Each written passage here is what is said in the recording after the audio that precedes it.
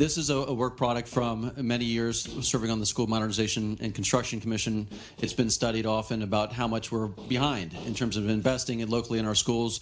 And Madam President, it is roughly $25 billion.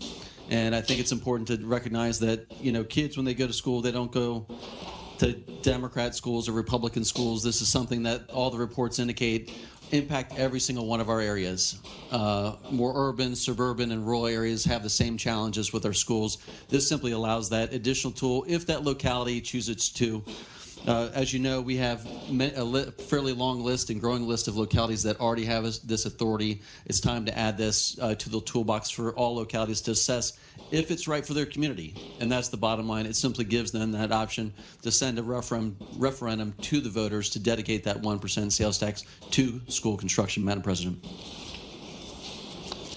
We all know the sales tax is regressive. I've appreciated some of the comments from some of my friends that aren't of the party of the governor, pointing out that sales tax increases hurt working people. And that's the reason why I oppose sales tax increases strenuously over and over again. This is something we could do through other means. We've continued to decide that we want to go through the sales tax route. And we're told, well, it's just going to be a referendum. So if people want it, it's not a problem.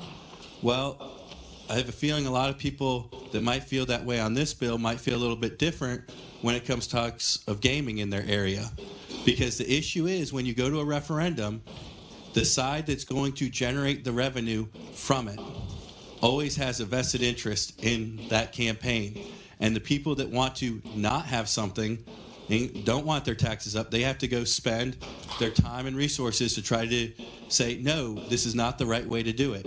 It's not the right way to do it, and I oppose the bill. Thank you.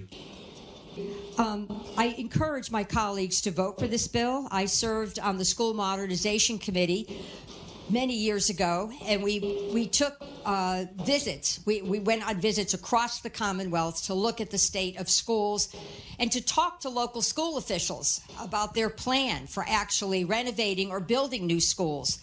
And we learned that the average age of a public school facility in the Commonwealth is 50 years old. Our children were sitting in buildings with leaky roofs, toilets not working. They didn't have good internet because the buildings were old, and yet we're trying to educate a workforce for the 21st century. This is an option localities can use. Their voters have to agree to it, and the money would be earmarked for new renovations or new schools. There is nothing bad about this bill. In fact, it is a statement about how important public education is, including the value of the buildings our children are learning in. I do hope it is the will of the body to pass this bill. Thank you, Madam President. The question is, shall the bill pass? Those in favor of that motion will record their votes aye. Those opposed, no. Are the senators ready to vote? Have all the senators voted? Does any senator desire to change their vote?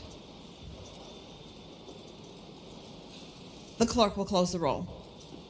Ayes 27, noes 13. Ayes 27, noes 13. The bill passes.